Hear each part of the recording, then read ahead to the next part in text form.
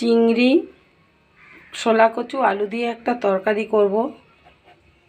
তাতে হলো আমি ফোড়নে দিলাম সাদা জিরে, শুকনো লঙ্কা, তেজপাতা আর মশলা করে রেখেছি এখানে ধনের গুঁড়ো, জিরের গুঁড়ো, লঙ্কার গুঁড়ো, হলুদের গুঁড়ো আর টমেটো একসঙ্গে গ্রেট করে দিয়েছি।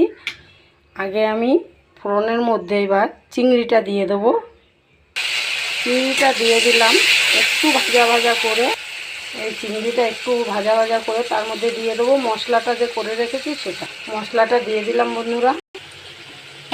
আদা বাটা দিয়েছি, ভুলে গেছি বলতে। এই নুন দিয়ে দিলাম।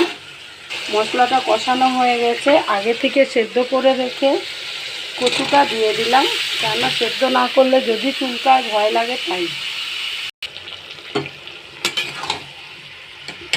হচ্ছে, আর একটু হলে জল দেব। বন্ধুরা, করতে করতে রান্না গ্যাসটা শেষ হয়ে গেল, আবার চেঞ্জ করব। এমনি কষানো হয়ে গেছে, এবার জলটা দেব। তো বন্ধুরা, আমার তরকারি হয়ে গেছে। ধনেপাতা দিয়ে গ্যাস বন্ধ করে দিলাম। তো বন্ধুরা, আমার তরকারি আপনাদের কেমন লাগলো আমাকে অবশ্যই লাইক কমেন্ট করে জানাবেন। টাটা, আজকের মতো রাখি বন্ধুরা।